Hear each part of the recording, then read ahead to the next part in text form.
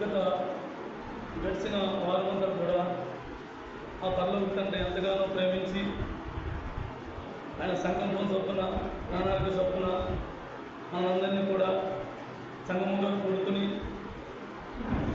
ఈరోజు ఆయన పాదాల కాడ కూర్చుని మనం ఆయన స్తుతించడానికి కనపరచడానికి సమయం మనకి ఇచ్చినందుకు ఆయన ఎంతైనా స్తుతించి గనపరచాలి.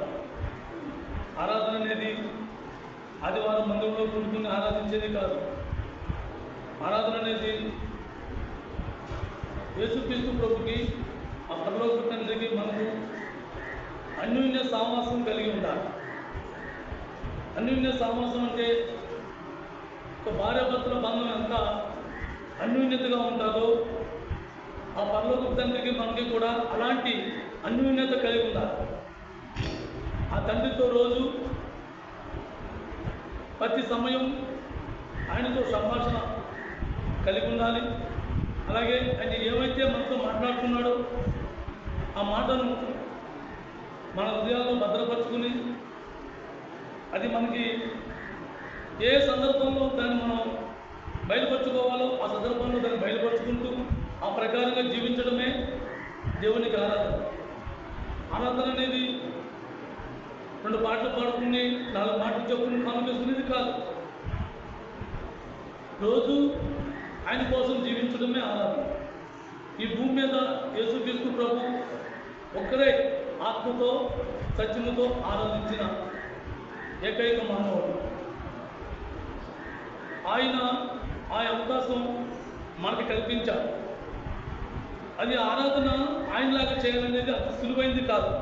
ఆరాధన అనేది ఏదో మందిరంలో కూర్చుని ఆరాధన ప్రారంభించాము, ఆరాధన మొదలుపెట్టాము, ఆదివారం ఆరాధన చేయాలనేది కాదు.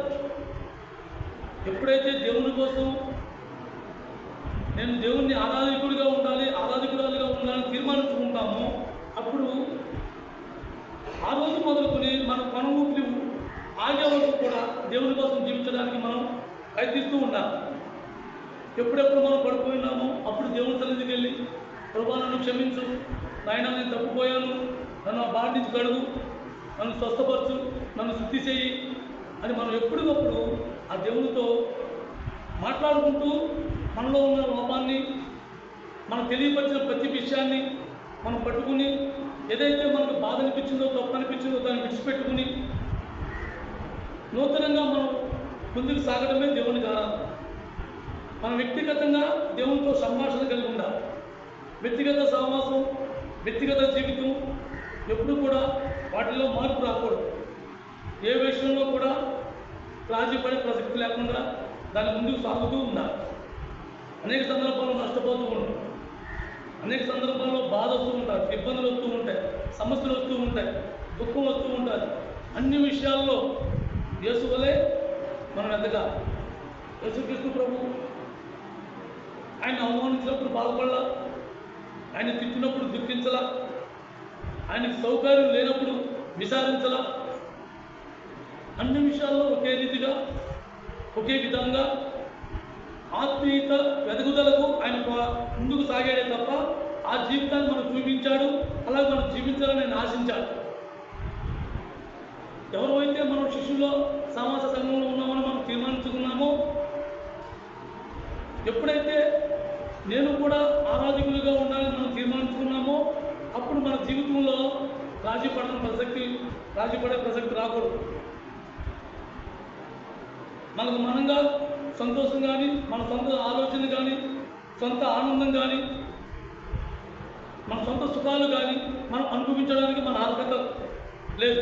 ఎందుకంటే మన ఆలోచన విధానంగా మనం సుఖించాలి అంటే మనం పాపంలో పడతాం. మన ఆలోచన విధంగా మనం సంతోషించాలంటే మనం పాపంలో పడతాం. అదే దేవుడిచ్చిన ఆనందం, దేవుడిచ్చిన సంతోషం, దేవుడిచ్చిన సుఖం వాటిలో మనం అలవాటు పడినప్పుడు ఎప్పుడు మనం ఒకే రీతిగా ఉంటాం. బాధ వచ్చినా, కష్టం వచ్చినా, దుఃఖం వచ్చినా ఎప్పుడు కూడా ఒకే రీతిగా ఆనందంగా ఉంటాం. ఎప్పుడు చింతించో, అలాగని ఫిర్యాదుగా మనం మాట్లాడు, అలాగే ఒకరికి తీర్పులు తీర్చే స్వభావం కానీ ఇటువంటి మనస్తత్వాలు మనకి ఎవరికి కూడా ఉండవు. ఎప్పుడైతే నేను అనే మనలో అది చావదో చావనని చెప్పు కూడా ఏదో రకంగా మనం తీర్పులు తీర్చే విషయంలో ముందుంటూ ఉంటాం. కాబట్టి యేసుక్రీస్తు ప్రభు ఎప్పుడు ఎవరికి ఆయన తీర్పు తీర్చాల, ఆయన చెప్పాడు, విడిచిపెట్టాడు అంతే. వినకపో మన ఇష్టం, ఆయన మనకి వదిలేశాడు. కాబట్టి మనం కూడా యేసు వలె అన్ని విషయాల్లో పెద్దగా అన్ని విషయాల్లో ఎప్పుడైతే మనం ఎదుగుదల తీర్మానించుకుంటామో ఆ ఎదుగుదలలో మనకు అన్ని ఎదుగుదలే తగ్గుతాయి తప్ప సుఖభోగాలు ఉండవు, పూల పరుపులు ఉండవు, పూల పరుపులు ఉండవు, పూలపాటు ఉండదు. అన్నీ కూడా ఇబ్బందులు, ఇరుకులు, సమస్యలు ఎదురవుతూ ఉంటాయి. వాటిని చేయించుకుని మనం నడవడమే దేవునికి ఆరాధన. అలాంటి ఆరాధన కోసం దేవుడు చూస్తున్నాడే కానీ ఆదివారం వెళ్ళి మందిరంలో ఆరాధించే ఆరాధన కోసం కాదు ఆయన చూసేది. మన జీవితం ఆయన కోసం జీవించడానికి ఇష్టపడిన ఆరాధన కావాలి ఆయన. ఎఫెసీయులకు రాసిన పత్రిక పేజీ నెంబర్ 175.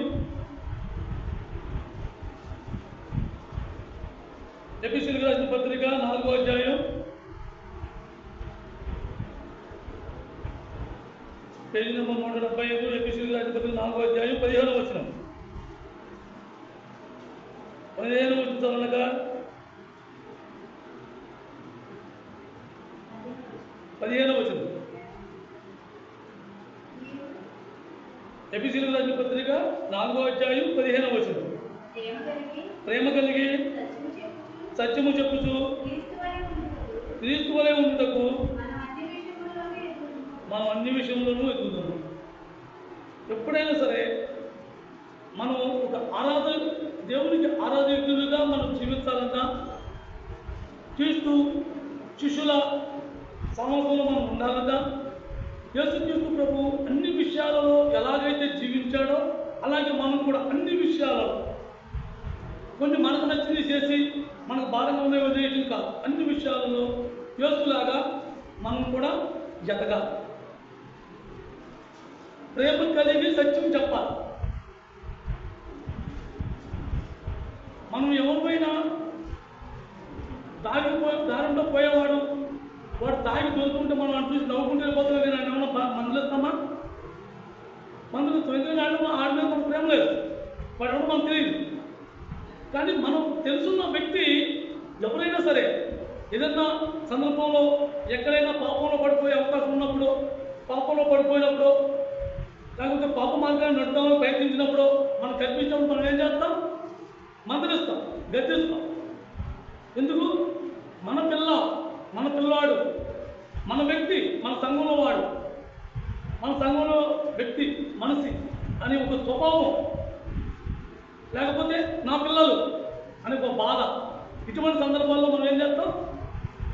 వాళ్ళని గద్దిస్తాం, లేకపోతే వాళ్ళ పెద్దవాళ్ళకి హెచ్చరిస్తాం. ఎందుకని? మనం ప్రేమిస్తున్నాం, మన పిల్లలు పాపంలో పడడానికి ఇష్టం లేదు. యేసుక్రీస్తు ప్రభు కూడా అలాగే ఆయన పాపంలో పడిపోయిన వాళ్ళని ఏం చేశాడు? గద్దించాడు, కొడతో కొట్టాడు. ఆయన మందిరాన్ని వ్యాపారంగా మార్చినప్పుడు వాళ్ళని ప్రేమించిన మనం కొడతో కొట్టాడు. లేదా బయటకు పోవడానికి వదిలేసి ముందు బాగుండు బయటకు గెంటని వదిలేసాడు. కానీ ఆయన బుద్ధి వచ్చేలా ఎందుకు కొట్టాడు? వాళ్ళని ప్రేమించిన వాళ్ళని. నా పిల్లలు ఎవరు తప్పు చేయకూడదు, వాళ్ళు ఎవరు పాపంలో పడిపోకూడదని అందరి కోసం ప్రాణం పెట్టిన దేవుడు కొంతమందిలో చూస్తాడా?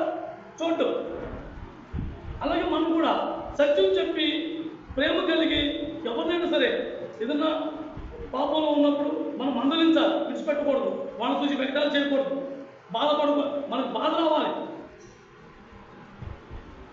అరే నా సహవాసం, నా పిల్లలు, నా చెల్లెళ్ళు, నా తమ్ముళ్ళు, నా అన్నలు, నాకు ప్రతి ఒక్క విషయం మీద ఒక బాధ రావాలి, ఒక దుఃఖం కలగాలి.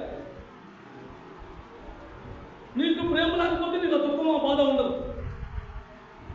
ఆ వ్యక్తుల మీద నీకు ప్రేమ లేకపోతే నీకు ఆ బాధ, ఆ దుఃఖం ఉండదు. ప్రేమ ఉన్నాం అలానే మన పిల్లల్ని చూడండి, ఇంట్లో ఏదైనా అర్థం చేసినప్పుడు మనం ఏం చేస్తాం? వాళ్ళకి ఎత్తుకు కొడతామా? వాళ్ళకి ఎత్తుకు తిడతామా? వాళ్ళు తప్పు చేయకూడదు. నా పిల్లలు గౌరవంగా ఉండాలి, నా పిల్లలు స్థాయిలో ఉండాలి అంటే ప్రేమ. ఆ పిల్లలంటే మన ప్రేమ ఉన్న మాలనే మన పిల్లలు మనం ఎలా గర్తించుకుంటున్నామో అలాగే మన సహోదరులైనా ఎవరైనా సరే ఏదైనా లోపం కనిపించినప్పుడు మనం బుజ్జగించాలి, అలాగే పక్కన తీసుకెళ్ళి గద్దించాలి, ప్రేమించాలి, వాళ్ళని సత్యం చెప్పాలి. వాళ్ళు తెలియదు, తెలియనప్పుడు మనం సత్యం చెప్పాలి. ఆ సత్యం చెప్పకపోతే, సత్యం తెలియకపోతే వాడు ఇంకా నా మీద అధికారం చేస్తున్నాడు, నా మీద అధికారం చేస్తుంది అనే భావంలో ఉంటూ ఉంటారు. వాళ్ళని హెచ్చరించి ప్రేమించి సత్యాన్ని మనం చెప్పినప్పుడు మనతో పాటు ఆ పిల్లలు కూడా, ఆడవాళ్ళు కానివ్వండి మగవాళ్ళు ఎవరైనా సరే, మనతో పాటు వాళ్ళు కూడా వెతకడానికి ఆశపడుతూ ఉంటారు. మనం వాళ్ళని చూసి వెగదాలు చేసి నవ్వు గురించి పెట్టేస్తే మనం మన మీద మనకు ప్రేమ ఉన్నట్ట, లేకపోతే మనకు ద్వేషం ఉన్నట్ట? మనం ప్రేమ కావడం అయితే వాళ్ళు బాధపడతాం, మనం చూసి జాబ్ తీసుకుంటాం. అయితే మనకి ద్వేషం ఉన్నవాళ్ళం అయితే మనం చూసి ఎగతాళిగా నవ్వుకుంటూ ఉంటాం. కానీ యేసుక్రీస్తు ప్రభు అలా చేయాలి, ఎవరిని ఎగతాళి చేయాలి. ఆయన ప్రేమించాడు కాబట్టి ఇంకా మనం సజీవులుగా ఉన్నాం. మనం ఎన్నిసార్లు తప్పిపోయినా, ఎన్నిసార్లు పాపంలో పడిపోయినా, ఎన్నిసార్లు మనం మన ఇష్టాంతంగా మనం జీవించినా, ఓ ప్రభు క్షమించడానికి కావాలని బాధగా కూర్చుంటే ఆయన మనం క్షమిస్తూ, మనం కనికరపడుతూ మనం ప్రేమిస్తున్నాడు. ఆయన ప్రేమే మనలో లేకపోతే, ఆయన ప్రేమ మనకు పంచకపోతే మనలో ఆ ప్రేమ ఉండదు. ఆయన ప్రేమ ఏంటిదో మనకు రుచి చూపించాడు. ఆయన మనల్ని బలపరచడానికి, ఆయన మార్గంలో మనం నడవడానికి, ఆయన ఆ ప్రకారంగా మనం జీవించడానికి ఆయన ప్రేమను మనకు రుచి చూపించాడు. ఆయన ప్రేమను మనకు పంచాడు. అలాగే సత్యాన్ని మనకు హెచ్చరించాడు. మన ఇష్టాంతరంగా మనం జీవించడానికి కాదు మన శిశువుల సహవాస సంఘంలో ఉన్నది. ఒకళ్ళొకళ్ళు మనం ప్రోత్సహించుకోవాలి, ఒకళ్ళొకళ్ళు ఐక్యత కలిగి ఉండాలి, ఒకళ్ళొకళ్ళు ఎత్తించుకోవాలి, ప్రేమించుకోవాలి, సరిచేసుకోవాలి, నచ్చ చెప్పుకోవాలి. అన్ని విషయాల్లో మనం యేసువలే ఎదగాలి.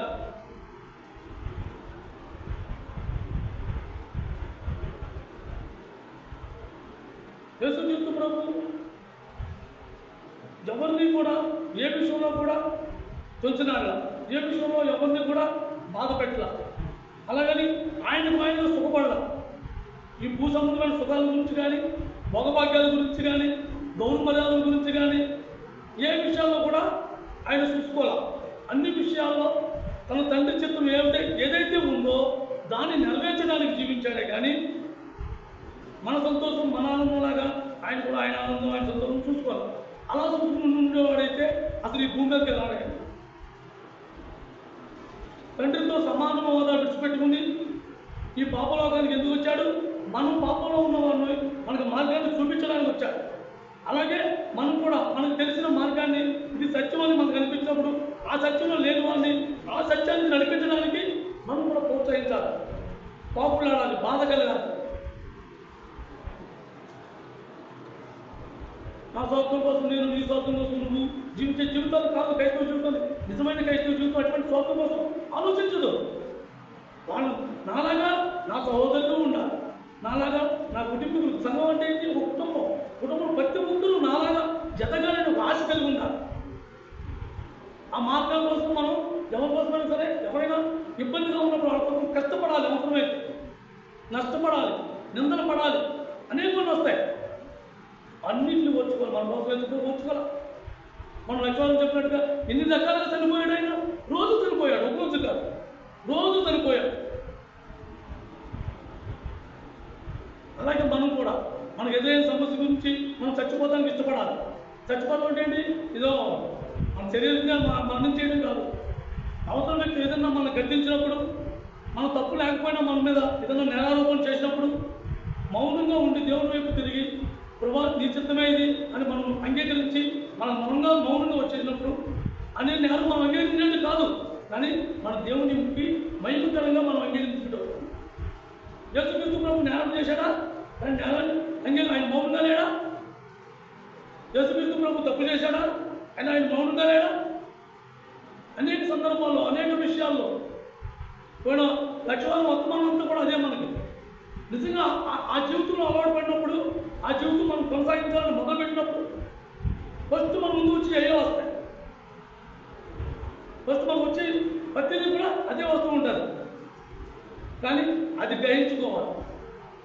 ఇది నా ప్రభువులో నన్ను తప్పించడానికి అపవాది పనుల పన్నాగం అని గ్రహించుకోవాలి. గ్రహింపు లేకుండా మనం పడిపోయినప్పటికీ కూడా మనం అక్కడే ఆగిపోకూడదు. లేచి ఓ ప్రభా ఈ చిన్న దాంట్లో నేను తప్పిపోయింది ఆయన అని మనం ప్రభు దగ్గర గోజాడాలి, ఆయన బతిమాలుకోవాలి. మళ్ళీ ఆ ప్రయాణం మనం కొనసాగించాలి. యేసుక్రీస్తు ప్రభు ఎక్కడ రాజీ పడలా, ఎవరితోనూ ఆయన శక్తి పడలా. ఆయన పని, తండ్రి పని ఏదైతే ఉందో ఆ పని పూర్తి చేశాడు.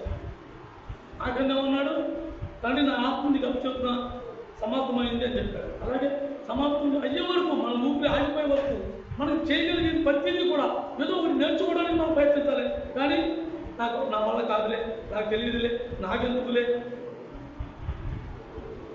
అసలు ఫస్ట్ మానవుడు స్వభావం ఎలాంటిదంటే, ఆడు రక్త సంబంధం కాకపోతే నాకెందుకు లేని స్వభావం వచ్చాడు.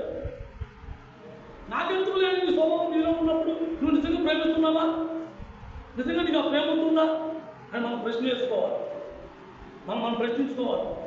నా పిల్లలైనా, నా భార్య అయినా, లేకపోతే భర్త అయినా అలా చెడుదారి నేను ఉన్నాను. ఒకప్పుడు నేను అనేకమైన మార్గాల్లో నేను నడిచినప్పుడు నా భార్య నన్ను విడిచిపెట్టేసిందా?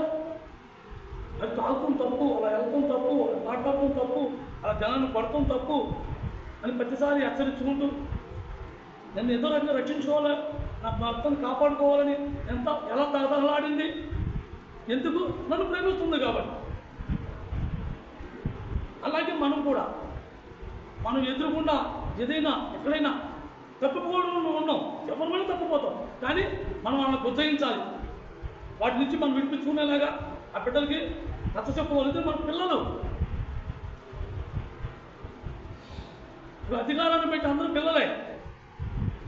ఆ పిల్లల సమయంలో నేనేం చేయాలి? నాకు శాఖతనైన మట్టికి నేను వాళ్ళతో సహకరించి వాళ్ళతో మంచి మార్గాన్ని మనం ప్రోత్సహించాలి. అది దేవుని ప్రేమ. దేవుని ప్రేమ ఎలాంటిదో మనలో కూడా ఆ ప్రేమ మనం నింపుకోవాలి. నాకెందుకు స్వభావంతో నాకెందుకు, నాది కాదు, నా వాళ్ళ కాదు అనేది కాదు. అందరూ ఒకటే. క్రైస్తవుడు అన్నవాడు అందరూ ఒకలే. ఒక సంఘంలో అంగములుగా మనం సమకూర్చాడు, చేర్చాడు. ఆయన శరీరానికి అంటగట్టబడ్డాం. అలాంటప్పుడు ఎవరికైనా బాధ వచ్చినప్పుడు మనందరికీ బాధ రావాలి. ఆ బాధలతో మనమందరం కలిసి దానికోసం ప్రార్థనలో ఏకీభవించాలి. నాది కాదు, నాకు కాదు, నేను బాగానే ఉన్నాను అనుకునేది కాదు క్రైస్తవ జీవితం అనేది. క్రైస్తవ జీవితం అనేది యేసుక్రీస్తు ప్రభు అలా అనుకుంటుంటే నా ప్రభువు వల్ల నేను నాకే జీవిస్తున్నాను, నాకెందుకు ఈ పనికిమాలిన మురుగు పంపలో, ఈ మురుగు గుంటలో నాకెందుకు రావాలనుకుంటే మనకు అసలు దేవుణ్ణే మనం గ్రహించుకునే వాళ్ళం కాదు. కాబట్టి మనం అన్ని విషయాల్లో ఈ క్రీస్తు వలె మనం ఎదగడానికి ముందుకు సాగాలి. రోమీయులకు రాసిన పత్రిక 5వ అధ్యాయం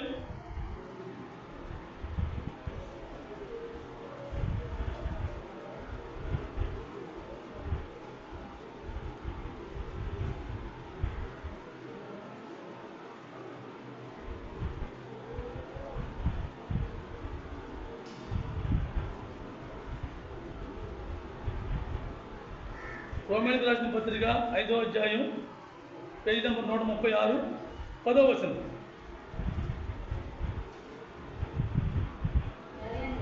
ఎలా అనగా శత్రువై ఉండగా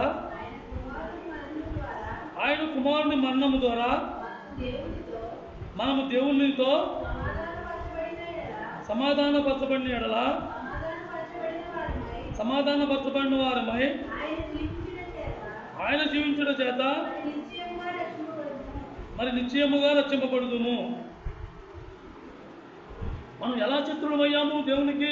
దేవుడు ఎవరో తెలియక, దేవుడు ఆజ్ఞల్ని మనం గైకొనక, దేవుడి పట్ల ఆసక్తి లేక, దేవుడికి వ్యతిరేకమైన క్రియలు చేసి దేవుడికి మనం వ్యతిరేకంగా శత్రువులయ్యాం. శత్రువులు అంటే ఆయనతో యుద్ధం చేసి కాదు, మనలో ఉన్న గర్వాన్ని పెట్టడానికి మనం శత్రువులు అయ్యాం. కానీ మన నుంచి ఆ గర్వం నుంచి మనం విడిపించడానికి ఆయన ఏం చేశాడు? ఆయన కుమారుడిని ఈ భూమి మీద పంపించాడు. ఆయన కుమారుడు మరణం వల్ల మనలోని ఆ శత్రుత్వాన్ని తుడిచివేశాడు. అలాగే మనం కూడా ఏ విషయంలో అయినా సరే, ఏ సందర్భంలో అయినా సరే ఒక వ్యక్తిని మనం రక్షించాలి అంటే కొన్ని సందర్భాల్లో మనం సావాలి, కొన్ని మాటలతో మనం చంపుతారు, సావాలి, ఇష్టపూర్వకంగా దాన్ని అంగీకరించాలి. యేసుక్రీస్తు ప్రభు ఎలాగైతే మన నుంచి మనకి ఆ యొక్క శ్వాసనిచ్చాడో, స్వస్థతనిచ్చాడో, దేవుని సన్నిధిలో నిలబడటానికి కూర్చోవడానికి మనకు అర్హతను కల్పించాడో, అలాగే కొన్ని సందర్భాల్లో మనం కూడా అటువంటి సచ్చిన వారమై ఉండాలి. నా గురించి నీకు తెలుసా అంటే నీ గురించి నాకు తెలుసా అని వదిలేసుకుంటే ఈ దగ్గర కాదు. మనం కొన్ని సందర్భాల్లో మనం మనంగా చావాలి. అటువంటిప్పుడే క్రీస్తు స్వరూపంలో మనం మారడానికి అవకాశం ఉంటుంది. అప్పుడు మనం ఎప్పుడైతే ఆ వ్యక్తులు మనల్ని ద్వేషించినప్పుడు మనం మౌనంగా ఉండి దేవుని చెప్పుకుంటూ వాళ్ళ గురించి మనం ప్రార్థన చేసామనుకోండి, వాళ్ళు మనం రక్షించేవాళ్ళం. ఎందుకంటే వాళ్ళు ఒక రోజు చూస్తారు, 2 రోజులు చూస్తారు, 3 రోజులు ఏం చేస్తారు, అదే మనం అనాథంగా ఎందుకు అనుకుంటున్నాం, నిజంగా వాళ్ళు అలా మాట్లాడరు కదా అని వాళ్ళు కూడా దేవుని వైపు తిరిగి దేవుని ఎవరు తెలుసుకుంటారు. మనం కూడా వాళ్ళతో పాటు గంతులేస్తే వాళ్ళ అన్నులు వాళ్ళకి తెలియదు. కానీ మనం వాళ్ళని గ్రహించుకుని మనం చంపుకోవాలి. మనం అన్నులుగా లోకంలో ఉండి దేవునికి వ్యతిరేకంగా శత్రువులుగా ఉన్నప్పుడు దేవుడు మనం విడిచిపెట్టలా. మనం ప్రేమించాలి. ప్రేమించి మనం ఏమన్నా యేసుక్రీస్తు ప్రభువుని నీ కూడా వెంబడించిన వాళ్ళనే రక్షించు, లేకపోతే ఉన్న ఉదయం చెప్పాడా? వాళ్ళు చెప్పలా. అందరి కోసం క్రైమ్ చెల్లించాడు. ఆ క్రైమ్ కోసం ఎవరైతే నా కోసం నా ప్రభు మరణించాడు, ఇంకా మిగిలిన జీవితం నా ప్రభు కోసం నేను జీవిస్తానని తీర్మానించుకుంటామో అప్పుడు క్రీస్తు స్వరూపంలో మనం మారడానికి మనకు మార్గాలు తెలుస్తాయి. అప్పుడు ఎలా జీవించాలో మనకు తెలియబడుతూ ఉంటారు. ఎలా మనం ముందు నడుచుకోవాలో మనకు అర్థమవుతూ ఉంటారు. అపోస్తులు కూడా అనేక సందర్భాల్లో మనలాగానే మనకి ఇంకా ఏమీ లేదు, మనకన్నా ఎక్కువ శ్రమలో, బాధలో, మాటలో, నిందలో అనేకమంది అనుభవించారు. అన్ని ఓర్చుకున్న తర్వాత వాళ్ళు దేవుడు ఇచ్చిన పెరేపలను పెట్టి ఈ బైబిల్ గ్రంథం రాయగలిగారు. ఇవాళ కనీసం మన నోట్స్ కూడా ఎవరు చదువుతలేదు. ఎందుకు? మనం రాసే ఆసక్తి లేదు. మనం ఈ వాక్యం నేను బోధించాను, ఈ వాక్యంలో ఇది నేను నాతో దేవుడు పలికించాడు, ఈ మాటలని రాసే ఆ నోట్స్ కూడా మన దగ్గర లేదు. కానీ శాశ్వత కాలం తరతరాలు యుగాలుగా మిగిలిపోయి ఒక బైబిల్ గ్రంథం రాయగలిగారు. ఎలా రాయగలిగారు? వాళ్ళు కూడా అనుక్షణం చనిపోతూ బతికారు. రోజు ఒదికి చిత్తమైన గొర్రెల వలే బతికారు. పల్లపు రాజ్యం అంటే దేవుడితో సావాసం అంటే అంత సులువైంది అనుకుంటున్నారా? దానికోసం మదుపు ఉంది, దానికోసం మనం నేర్చుకోవాలి. ఏదో ఒక్కరోజు కూర్చుని 2 మాటలు నేర్చి వెళ్ళిపోయేది కాదు. రోజు నేర్చుకోవాలి, రోజు క్రైమ్ చెల్లించాలి. ఆ క్రైమ్ అంటే నువ్వు సంపాదించిన దాంట్లో దశభాగం నుంచి కాల్కులేయడం కాదు. మన శరీరంలో మన హెచ్చరులు, మన కోరికలు, మన సంతోషం, మన ఆనందం, వీటిని చంపుకోవాలి. వీటిని చంపుకుంటేనే దేవునికి మహిమకరంగా మనం జీవిస్తాం.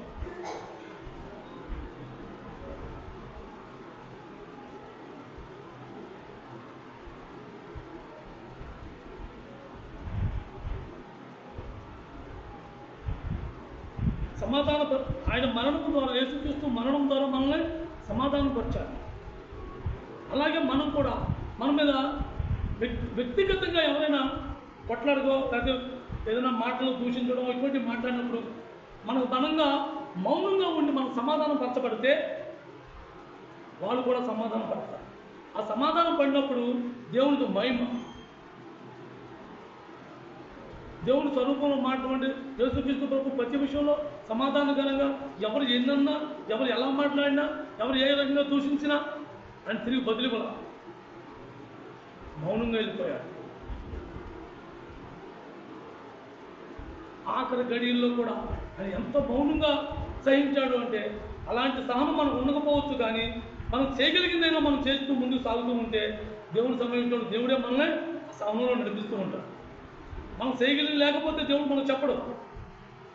అందుకనే యేసుక్రీస్తు ప్రభు ఆయన సర్వాధికారంతో ఈ భూమి మీదకి రాలా.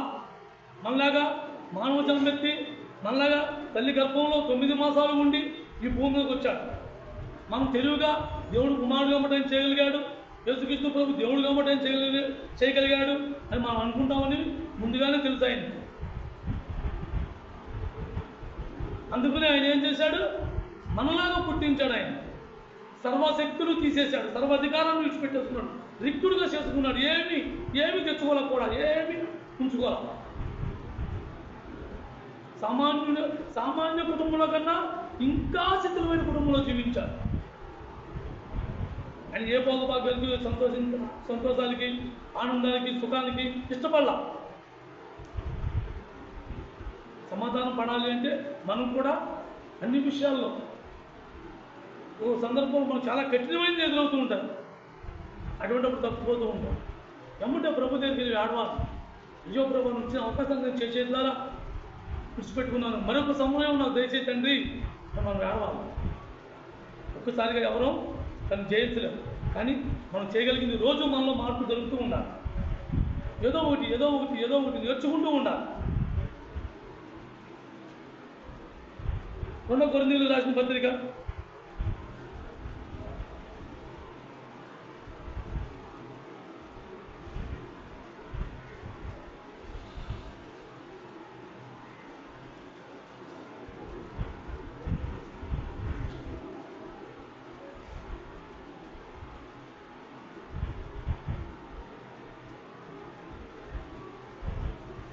2 కొరింథీయులకు రాసిన పత్రిక 4వ అధ్యాయం పేజీ నెంబర్ 161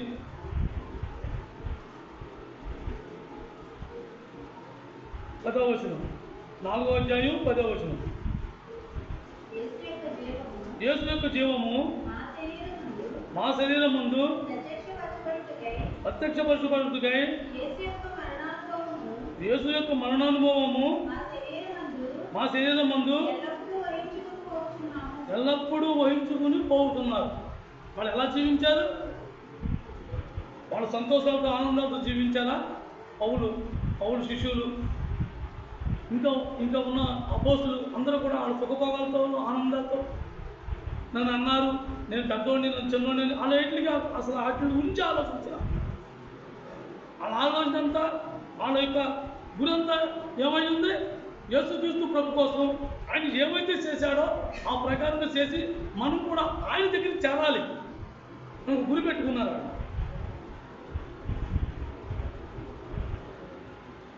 ఇవాళ ఏ ఊళ్ళో చూసినా సరే 190 మంది క్రైస్తవులు ఉన్నారు. ఒక పక్క మీటింగ్ జరుగుతుంది, ఒక పక్క క్రైస్తవులు కొట్టుకుంటూ ఉన్నారు. ఒక పక్క మందిరంలో మీటింగ్ జరుగుతుంటుంది, ఒక పక్క మందిరంలో బయట కప్పాల్సి ఉన్నారు. కానీ అపోస్తులు అలా చేయలే. వాళ్ళు సహించారు. వాళ్ళు అనేక సార్లు దెబ్బలు తిన్నారు. పౌలు 5 సార్లు కూడా దెబ్బలు తిన్నాడు, 38 కూడా దెబ్బలు 5 సార్లు తిన్నాడు. రాళ్లతో కొట్టారు. ఎందుకు? ఆయన ఏమన్నా ధనం తోచుకున్నాడైనా సత్యాన్ని బోధించినందుకు. ఆ శాస్త్రులు పరిచయంలో మీరు చేసేది తప్పు, మీరు చెప్పేది తప్పు. యేసుక్రీస్తు మా ప్రభు మరణం గురించి, యేసుక్రీస్తు ప్రభు పునరుద్ధానం గురించి వాళ్ళు బోధించినప్పుడు వాళ్ళకి బాధ అనిపించింది. వాళ్ళకి కఠినంగా ఉంది, వాళ్ళకి ఇష్టం లేదు. ఏమైనా సరే ఎదురు చేయాలని ఒక పగ, ఒక ద్వేషం.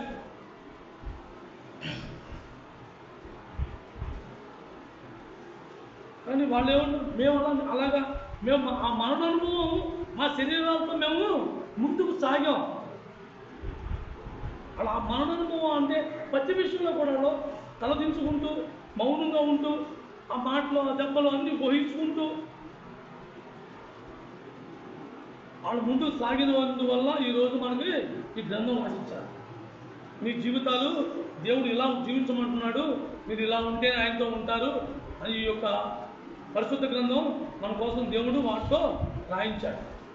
వాళ్ళ జీవితాలు, యేసుక్రీస్తు ప్రభు జీవితం, ఆ పరలోక తండ్రి మనకి ఏమి నేర్పాలనుకున్నాడో, ఆ పరలోక తండ్రి మనకి ఏం చెప్పాలనుకున్నాడో, ఆ పరలోక తండ్రి మనకి ఎలా ప్రేమిస్తున్నాడో, మనం ఎలా జీవిస్తే ఆయనతో ఉంటాం, ఇవన్నీ కూడా ఈ బైబిల్ గ్రంథంలో వాళ్ళతో రాయించాడు. ఎవరి మధ్య చెట్టు కింద కూర్చొని రాసిన బైబిల్ గ్రంథం కాదు ఇది. పరిశుద్ధ గ్రంథం, పరిశుద్ధ లేఖనాలు ఇవి. దీనికి ఎంత మదుపు వాళ్ళు చెల్లించుంటే, ఎంత క్రైమ్ వాళ్ళకి చెల్లించుంటే ఈ గ్రంథం రాసే అర్హత కలిగి ఉంది వాళ్ళకి. ఇవాళ ఆ మాటల్లో జీవం ఉంది. ఆ మాటలో మనం చదువుకున్నప్పుడు మనకు ఎలా ఉంటుంది? వాళ్ళు ఎదురుకుండా పోరాటం మనం గుర్తుకు రావాలి. అలాంటి జీవం ఉంది. యేసుక్రీస్తు ప్రభు ఇప్పుడు ఆయన ఆ శిలువలో వేలాడిన పలికిన మాట ఇప్పుడు కూడా మనకేమనిపించాలి? నేను చేసిన పాపాన్ని ప్రభు ఇప్పుడు కూడా నన్ను, తండ్రి వీడు ఏం చేస్తాడు వీడు తెలియదు, వీడిని క్షమించు అంటున్నాడు. అలాంటి ప్రేమ మనం కూడా కలిగి ఉన్నాం. మనందరం కూడా అలాంటి ప్రేమ కోసం మనం పాపులాడాలి. అంత సులువైంది కాదు ఆ ప్రేమ. క్రీస్తు ప్రేమ అంత సులువైంది కాదు. మనం ఇష్టపడి మనం ప్రేమ చెల్లిస్తేనే కానీ ఆ ప్రేమను మనం పొందలేం. ఆ ప్రేమ మనం పొందాలి అంటే క్రీస్తు అన్ని విషయాల్లో మనం తలవంచి ఉండాలి. పెద్దతాడు అంటే ఏంటి? అందరినీ జయించడం అంటే ఏంటి? ఎలా జయించాడు ఆయన? మాట మాట వాదాపవాదం దిగి మాట మాట ఎదురు చెప్పి వాళ్ళ సమాధానం చెప్పి లేకపోతే ఆప కత్తులతో పెరుగుతో యుద్ధాలు చేసి జయించాడా? లేదే. తండ్రి ఏం చెప్పాడో అదే చేశాడు. అల్లా చేసినందువల్ల లోకాన్ని జయించాడు. ఆ యేసుక్రీస్తు ప్రభు ఇప్పుడు మనకు మార్గం చూపించాడు. ఆ ప్రకారంగా నువ్వు జయించేనే నా తండ్రి రాజ్యంలో వస్తాను, నాతో కలిసి ఉంటాం. నేను మిమ్మల్ని అందరినీ కోరుకుంటున్నాను, మీరు నాతో కలిసి ఉన్నారంటే నేను నడిచిన దారి మీరు రావాల్సింది, ఇంకో దారి లేదు. అలాగే అపోస్తులు అలాగే నెరవేర్చుకున్నారు. క్రీస్తు మరణాంతరం ఆయన వాళ్ళ శరీరాల ద్వారా వాళ్ళు అనుభవించారు. కాబట్టి మనం కూడా ఎప్పుడు కూడా ఏది మంచో ఏది చెడ్డో, దేవునికి ఏది మహిమో దేవునికి ఏది వ్యతిరేకమో మనం గ్రహించుకుంటూ ఉండాలి. ఆ గ్రహింపు లేకపోతే మనం కూడా సులువుగా పడిపోతాం, చాలా సులువుగా పడిపోతాం. ఎక్కువ శాతం పడిపోవటానికి మనకు అవకాశం ఉంటుంది, కానీ దాన్ని జయించడానికి అవకాశం తక్కువ ఉంటుంది. ఆ తక్కువ కోసం మనం పాకులాడాలి. ప్రభు నాకు ధైర్యం సాధ్యత, నాకు దమ్ము లేదు, నాలో శక్తి లేదు, నాకు అప్పుడు నీ పునరుద్ధాన శక్తి నాకు కావాలి ప్రభా, దాన్ని నాకు దయచేయండి అని మనం ఆశపడి ఆయన అడగాలి, ఆయన దగ్గర పొందాలి. అది ఉచితంగా దేవుడు నీకు నాకు ఇచ్చిన గొప్ప వరం. రోమీయులకు రాసిన పత్రిక 12వ అధ్యాయం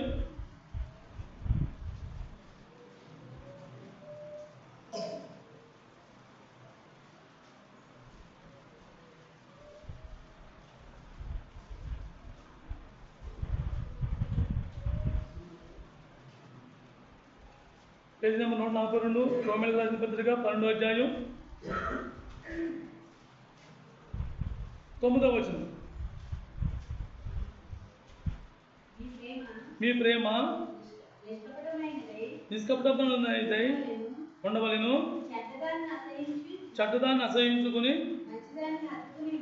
మంచిదాన్ని అద్దుకుని నుండి. చెడ్డ అనేది ఈ లోకంలో ప్రతిదీ కూడా చెడ్డే, ప్రతిదీ కూడా చెడ్డే. కానీ దేవుడు దేన్ని మంచి అని కేటాయించాడు అంటే ఆయన చెప్పిన ప్రతిదీ మంచే, ఆయన మాట్లాడిన ప్రతి మాట మంచే. ఆ మాటకు మనం లోపడాలి, ఆ మాటను మనం తెలుసుకోవాలి, ఆ ప్రకారంగా దాన్ని మనం అద్దుకోవాలి. చెడ్డదాన్ని అసహించుకున్నట్టుగా మనం దూరంగా ఉండాలి. అలాగే మన ప్రేమ నిష్కప్తంగా ఉండాలి. కప్తంగా పైకి కాపాడాలన్నా ప్రేజాడన్నా ప్రేజాడక్క వందనాలన్నా వందనాలక్క అని చెప్పుకునేది కాదు ప్రేమ అంటే. నిజంగా బాధలో ఉన్నారా, నిజంగా అక్కర్లో ఉన్నారా, వాడి కోసం భారం కలిగి మనం ప్రార్థనలో ఏకీపించాలి. ఎదురుకుండా వెళ్ళి పలకరించేసే అమ్మ అలాగా నీ కోసం మేము ప్రార్థన చేస్తానమ్మా అని 2 మాటలు చెప్పి వచ్చేయటం కాదు. వాళ్ళ కోసం నిజంగా భారం కలిగి ఉన్నప్పుడు మనం ఎప్పుడూ వాళ్ళ గురించి ప్రార్థన చేస్తూ ఉంటాం, ఆ సమస్య తీరేవాళ్ళు. అలాగే వాళ్ళ బాధలో ఉన్నప్పుడు కూడా వాళ్ళకి మనం చేయగలిగింది మనం చేస్తూ ఉంటాం. మనం ఏదైతే చేయగలమో అదే, మనకు చేయలేనిది కాదు, మనం చేయగలిగింది దేవుడు మనకి ఇచ్చింది, మన దగ్గర ఉన్నదే సహాయపడాలి. ఇది నిజమైన ప్రేమ. అలాంటి ప్రేమ ఎప్పుడు కూడా దేవుని ప్రేమ అంటే, దేవుని ప్రేమ ఏ విషయంలో కూడా రాజీ పడదు, ఏ విషయంలో కూడా వ్యర్థమైన వాటిని ఒప్పుకోదు, వ్యర్థమైన దాన్ని దేన్ని కూడా ఒప్పుకోదు. ఆయన ప్రేమిస్తాడు, అందరిని ప్రేమించాడు, కానీ ఆయన మాత్రం దేన్ని అద్దుకోవాలో దాన్ని మనకు బయలుపరిచాడు. సత్యాన్ని మనం అద్దుకోవాలి. నీతిని మనం ప్రేమించాలి. ఎవరైనా సరే ఎక్కడైనా సరే ఏదైనా సందర్భం వచ్చినప్పుడు మనం ధైర్యంగా నిజం మాట్లాడగలమా? అవును నువ్వు అన్నావు కదా అని ఒక్క మాట మనం అనగలమా? అనలేం. ఎందుకు మన మొహమాటాలు పోతాయి. కానీ యేసుక్రీస్తు ప్రభు అలా అనలా అని నిర్మోహటం లేకుండా సత్యాన్ని పలికాడు. ఉన్నట్టే మాట్లాడాడు. మనం పల్లవరాజు వెళ్ళిపోతాం. నేను ఆరాధకుడిని, నేనేమో ఎంతో ఆత్మీయుడిని అంటే సరిపోతుందా? మనం ఏ సందర్భంలో మనం చేయకూడదో ఆ సందర్భంలో చిటుక్కు తప్పిపోతాం. ఏ సందర్భంలో మనం దాన్ని మాట్లాడకూడదో ఆ మాట తొందరపాటును మనం విడిచిపెడుతుంది. అతి సులువు. గురుగారు అర్థం అంటాడు, ఆపదవాడినాడు ఎవడు అపవాది ఆపదాలకు జనకుడు. వారితో మనం కాపురం చేస్తాం.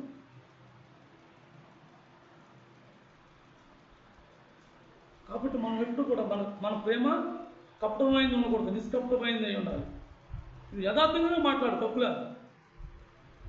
ఉన్నదాన్ని నీ దగ్గర ఏమైతే ప్రేమ ఉందో ఆ ప్రేమ చూపించు, తప్పుగా. లేని దాన్ని కొని తెచ్చుకుని మొహాన్ని కొనుక్కుని ఎదురుకుండా పన్నాలన్నా అని చెప్పుకుని తర్వాత ద్వేషించడం అది స్వభావం కాదు. అది అసలు క్రైస్తవ జీవితానికి అర్హతే కాదు. మన జీవితంలో ఒకే ప్రేమ ఉండాలి, కానీ రెండు రకాల ప్రేమ ఉండకూడదు. యథార్థత కలిగిన ప్రేమ ఉండాలి, కానీ యథార్థత లేని అసత్యమైన ప్రేమ ఉండకూడదు. యేసుక్రీస్తు ప్రభు ఆ నిజాయితీ ప్రేమతోనే మనం ప్రేమించాడు కాబట్టి మనం ఇంకా సజీవులుగా ఉన్నాం.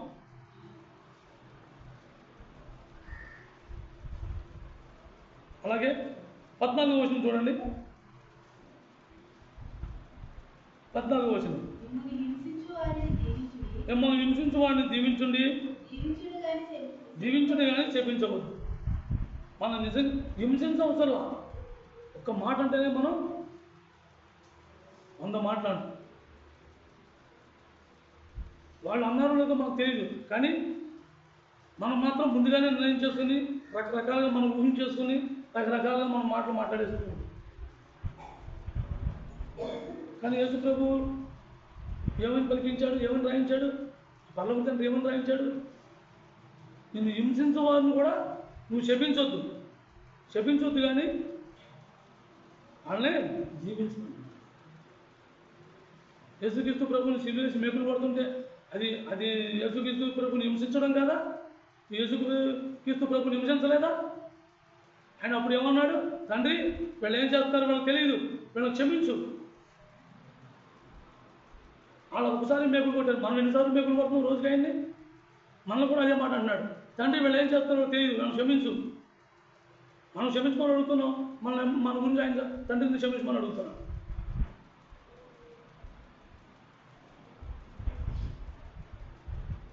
చాలా మెరుగుగా చాలా చాలా చాలా నేర్చుకోవాలి. ఎందుకంటే సమీపించింది, సమయం చాలా దగ్గరగా ఉంది.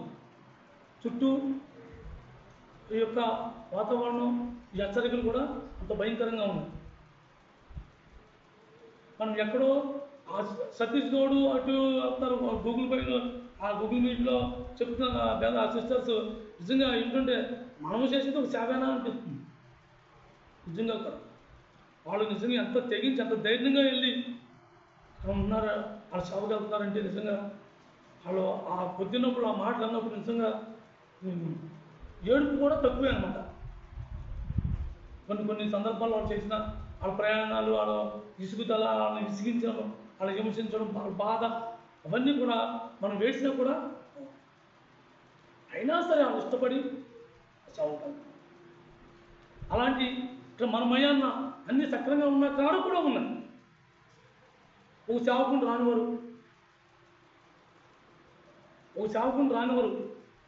బహిరంగంగా ప్రార్థన చేయనివారు మనకు కూడా ఉంటాయి. కానీ యేసుక్రీస్తు ప్రభు మాత్రం వాటి విషయంలో ఎప్పుడు కూడా రాజీ పడాల. పౌలు అలాగే అపోస్తలులు ఎవరు కూడా రాజీ పడాల. అలాగే మనం రాజీ పడిన జీవితం జీవించాలి. రావచ్చు, మనకు కూడా రావచ్చు అలాంటి ఎదురు దెబ్బలు.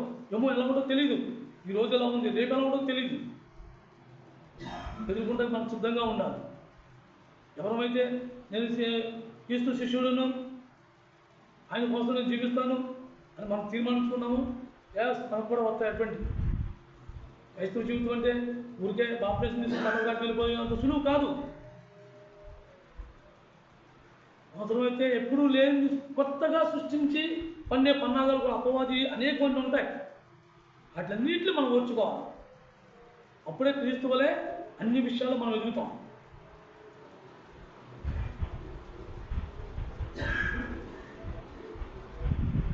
పద్దెనిమిదవ వచనం కూడా చూడమ్మా. 18వ వచనం 12-18. సఖ్యమైతే మీ చేతనైనంత మట్టుకు సమస్త మనుషులతో సమాధానంగా ఉంది. మన చేతనైన బట్టి మన దగ్గర ఎవరుంటే వాళ్ళతో సమాధానంగా వాళ్ళు మాట్లాడరు, వీళ్ళు మాట్లాడరు, వీళ్ళు నా దగ్గర రారు, వీళ్ళ దగ్గర ఎంతకాలం ఈ జీవితంలో జీవిస్తాము, ఎంతకాలం మనం అలా ఉందాం. ఇవాళ క్రైస్తవులని చెప్పుకుంటున్నాం, కానీ చాలామంది సంఘాలతో ఉండి ఎవరైనా అమ్మ నువ్వు వాళ్ళ ఇంటికి కొద్దిగా కోవు చెప్తానని చెప్పామనుకోండి, వాళ్ళు క్రైస్తవులే కానీ ఏమంటారు తెలుసా, వాళ్ళకి మేము మాట్లాడమంటారు. ఆ మందిరంలో ఉన్నప్పుడు మాత్రం ఆ పనిలో చేపెడతారు, కానీ ఆ మందిరం దగ్గర పెట్టేటోడికి వాళ్ళ గురించి మాటలు లేవంటారు. మరి ఇంకా సమాధానం ఎక్కడ పడుతున్నాం మనం? పౌలు గారు అయితే మాట ఎందుకు రాశాడు? అందరూ శాతనంత మట్టికి, సాధ్యమైనంత మట్టికి అందరితో సమాధానంగా. మనకు తెలియనప్పుడు మనకు అంతా పెద్దవాళ్ళు కావచ్చు, చిన్నవాళ్ళు కావచ్చు, మనం హెచ్చరించడం, మనం సరి చేయడం తప్పు కాదు. ఎందుకంటే ఇంకా నేర్చుకోవాల్సింది నేను బోల్డ్ అంత ఉంది. అసలు నాకు నిజంగా ఏమీ తెలియదు, దేవుడు నా కోసం సేవకులను పంపించాడు నాకైతే తెలియదు. కానీ ఈరోజు ఈ పాటలు నేను నడవడానికి, నేను నేర్చుకోవడానికి, అప్పుడు మాదిరి యేసుక్రీస్తు ప్రభు చూపించిన మాదిరిలో ఇది సత్యం అని నాకు బయలుపరచడానికే పంపించడమో నాకైతే తెలియదు. కానీ ఈరోజు కొంతమంది విజ్ఞాన స్థితిని చూసి వాళ్ళని ఏమైనా సరే వాళ్ళని మార్చాలని ఒక తపన బాధ తప్ప ఎవరితో అయినా సరే సమాధానంగా ఉండాలి. కానీ సమాధానం లేకుండా మాత్రం మనం కలిగి ఉండదు. సమాధానం అనేది యేసుక్రీస్తు ప్రభు నేర్పిన గొప్ప విద్య. ప్రతి విషయంలో ఆయన సమాధానకర్త అయి ఉన్నాడు. మన కోసం తండ్రి దగ్గర మనం సమాధానం పరచడానికి ఆయన సమాధానం పడ్డాడు. ఆయన సమాధానకర్త అయి ఉన్నాడు మనందరికీ. అలాగే మనం కూడా ఎందుకంటే మనం అన్ని విషయాలు కాదు, కానీ ఒక్క విషయంలో ఎదిగి మనం నచ్చిన దాన్ని చేసి, మనం నచ్చిన దాన్ని విడిచిపెట్టేసి ఇది నాకు బాగా ఇది నేను చేయను, నేను దూరం ఉంటానడానికి కాదు. అన్ని యేసుక్రీస్తు ప్రభు మనకు ఏమైతే జ్ఞాపకం చేశాడో వాటన్నిటిలోనూ మనం నేర్చుకోవడానికి ప్రయత్నించాలి. అలాగే అన్ని విషయాలు మనం సమాధానం కలిగి ఉండడానికి మనం పాకులాడాలి. ఎప్పుడైతే మనం సమాధానంగా జీవించడం మొదలు పెడతామో అప్పుడు దేవుని ఆత్మతో సత్యంతో ఆరాధించగలం. దేవుని ఆత్మతో సత్యంతో ఆరాధించగలం. దేవుని ఆత్మతో సత్యంతో ఆరాధించడం అంటే ఏంటి? ఆత్మతో నువ్వెప్పుడు నీ మనసులో దేవుడు ఎప్పుడు నీ మనసులో ఉండాలి. అలాగే సత్యం అంటే యథార్థతగా నిజమే మాట్లాడాలి. దేవుడి దగ్గర సత్యాన్నే పలకాలి. నాకు ఇది చేత కాదు ప్రభు, నాకు చేత కాదు, నేను చేయలేను, నా వల్ల కాదు, నువ్వు నేర్పించు అని మనం ధైర్యంగా కలిగి అడగాలి. ధైర్యంగా అడగాలి. ఆయన చేస్తాడు, ఆయన నేర్పుతాడు, నడిపిస్తాడు. మనలో ఎప్పుడైతే మన ఆత్మలో సత్యం ఉందో ఆ సత్యం మనం ఏం చేస్తుంది? స్వతంత్రంగా చేస్తుంది. ఎవరికి భయపడవసరం, దేవుని దగ్గర భయపడి జీవిస్తే చాలు. ఎందుకు మనకు ఈ జీవితంలో ఎవరితో సమాధానం లేకుండా వాళ్ళు అదన్నారు, వీళ్ళదన్నారు, ఈ పక్కన కొలిచారు, ఆ పక్కన చూశారు, ఏం పట్టుకెళ్తాం? ఏమైనా ఒక అంగులో ఏమీ కూడా రావు, ఏమీ రావు. ఈ భూమి మాత్రం దేవుడు లైపొచ్చే వరకు భూమి ఉంటుంది, కానీ మనం ఎంతవరకు ఉంటామో మనకు తెలియదు. మన కట్టిన గృహంలోనే మనం ఉన్నాం. కొన ఊపిరితో ఉండగానే బయట పడుకోబెట్టేస్తాం. పడుకోబెడితే అందరూ పిలిచేస్తారు. ఎవరైతే రాత్రి అప్పటి సుబ్బారావు కొంచెం పళ్ళు కాల్చాడని మొత్తం వాడుకుంటుందని పిలిచేసింది. అప్పుడు దాకా నానా ఎంకలం అన్నీ వినిపించింది. ఎక్కడ ప్రాణం పోతుంది ఇంట్లో అని భయం వేసి బయట కుటుంబాన్ని అందరినీ పిలిచేసాను. ఇది మన జీవితం. ఇది దేవుడు మనకి ఇచ్చింది ఈ ప్రాణం విలువ. అది కొన ఊపిరి ఉండగానే మనల్ని ఎక్కడ పెడతారు? బయట పెడతారు. దీనికోసం నాకు ఆడద్వేషం, ఏడపగా, ఆడన చతుర్థం. దేనికి చతుర్థం? దేనికి చతుర్థం అవుతున్నాం? సత్యం మాట్లాడినోడు ఎప్పుడు చతుర్థంగానే ఉంటాడు. కానీ యేసు ప్రభు మాత్రం సత్యాన్ని మాట్లాడిన మనం శత్రువు అయ్యాడు, లోకానికి శత్రువు అయ్యాడు. మనం కూడా శత్రువు అయినా పర్వాలా, కానీ సత్యాన్ని మాత్రం మనం అనుసరించాలి. లేకపోతే దేవుని సన్నిధిలో మనం నిలిచి ఉండలేం. దేవుని సన్నిహితంగా మనం ఉండలేం. మనం అన్ని విషయాల్లో ఎదగాలి. అన్ని విషయాల్లో ఎదగాలంటే యేసుక్రీస్తు ప్రభు ఎలాగైతే ఆత్మతో సత్యంతో దేవుణ్ణి ఆరాధించడానికి అయినా సమస్త జీవితాన్ని సమాధానంగా జీవించాడో అలాగే మనం కూడా. ఇంతవరకు మనం జీవించిన జీవితం వేరు, మనం ఇప్పుడు జీవించే జీవితం వేరు. రోజు రోజుకి మనలో మార్పు చెందుకోవాలి. రోజు మనలో పునరుద్ధరణ శక్తి కావాలి.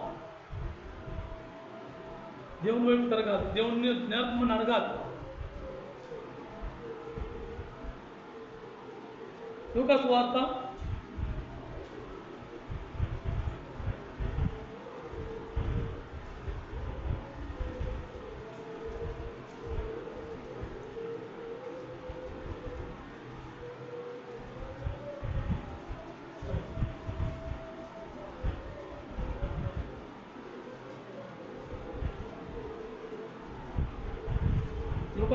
14వ అధ్యాయం పేజీ నెంబర్ 67,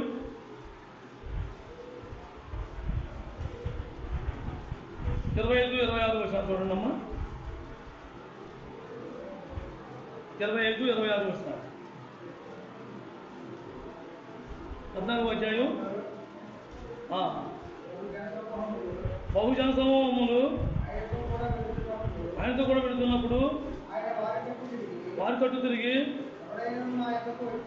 ఎవడైనా నా యొద్దకు వచ్చి తండ్రిని, తల్లిని, భార్యను, పిల్లలను, అన్నదమ్ములను, అక్కచెల్లెళ్ళను తన ప్రాణములతో సహా ద్వేషింపకుంటే వాడు నా శిష్యుడు కాలేను. ఎందుకు మనం ఈ మాట తీసుకోవాల్సి వచ్చిందంటే, మనం ఎప్పుడైతే సమాధానం పడదామనుకుని మనం జీవిస్తామో వీళ్ళందరూ మనకు గుర్తుకొస్తారు. అప్పుడు మనం ఏం చేస్తాం? సమాధానానికి బదులు వ్యతిరేకంగా వెళ్తాం. మన వాడు తప్పు చేసినప్పుడు కూడా వెనకేసుకుని వాళ్ళ మీదకి మనం లోకం మీదకి యుద్ధానికి వెళ్తాం. కాబట్టి మనం బంధుప్రీతి అనే దాన్ని కానీ రక్త సంబంధికుల్ని కానీ మనం ఎప్పుడు కూడా ద్వేషించుకుంటూ అంటే వాళ్ళని దూరంగా తోలేసి కాదు. మనకి న్యాయం ముఖ్యం, సత్యం ఏదైతే ఉందో అది ముఖ్యం, అది ఇంపార్టెంట్. దేవుని వాక్యాలేత ఏమయ్యిందో ఆ ప్రకారం జీవించడానికి మనం ఇష్టపడాలి. కానీ వాళ్ళందరూ కూడా వస్తున్నారు, వాళ్ళందరూ కూడా యేసు ప్రభువుని పొగిడే ఉంటారు. ఓ ప్రభు నువ్వంతా, ఓ ప్రభు నువ్వు వెళ్ళాగా అని. ఆయన కూడా వచ్చినప్పుడు ఆయన ఒక్కసారిగా ఆయన తిరిగి చూసి ఏమనుకున్నాడు? వీళ్ళందరూ నన్ను పొగుడుతున్నారు, ఎందుకు? నేను ఇంకా వీళ్ళకి బోలంత ఆహారం పెడతాను, శుభ్రంగా తిన్నా కూడా తిరుగుతాను పొగుడుతానేమో. కానీ నిజమైన నా మార్గంలో రావాలంటే మీరు ఎన్ని జగడంపులు చేసుకోవాలరా అని తెలియపరిచాను. అలాగే మనం కూడా లోకంలో ఉన్న వాళ్ళతో సమాధానంగా మనం ఉండాలి అంటే మనకు బంధుభీతి ఉండకూడదు.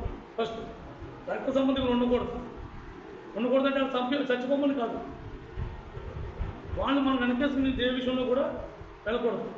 దేవునికి దృష్టికి ఏదైతే న్యాయం అనిపిస్తుందో ఆ ప్రకారం మనం జీవించడమే దేవునికి ఆరాధన.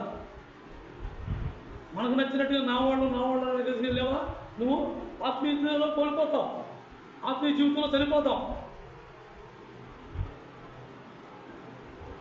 ప్రతి విషయంలో కూడా మనం యేసువలే ఎదగాలి అంటే మనం అన్నింటినీ కూడా విసర్జించుకోవాలి. అది లేదు, ఇది లేదు, ఇది కాదు, అది కాదు, నా రోజులను లెక్కెట్టుకోవాలి, నా ప్రభు కోసం నేను జీవించాలి, ఈరోజు ఇది నేర్చుకున్నాను, రేపు నా ప్రభు నాతో ఏం మాట్లాడతాడో దాంట్లో నేను పట్టుకోవాల్సిందే ఉందో, నేను నేర్చుకోవాల్సిందే ఉందో, ఈ పాపులాడు మనకు అవసరం. కానీ ఇవాళ ఏ రూపాయలు వచ్చినాయి, అరగై మాంసం తెచ్చుకున్నాను, బిర్యానీ చేసుకున్నాను, తిన్నాను, రేపు పొద్దున మళ్ళీ పనికి వెళ్తారు. ఈ ఆలోచనతో కాదు మనం జీవించే జీవితం.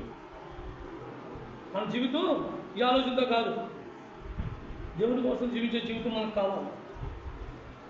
ఎప్పుడైతే మనం అన్ని విషయాలు ఎదగాలనుకుంటామో, యేసుక్రీస్తు ప్రభు ఏ చెప్పైతే మనం చెప్పాడో వాటిలన్నింటినీ కూడా మనం అనుసరించడానికి మనం సిద్ధపడాలి.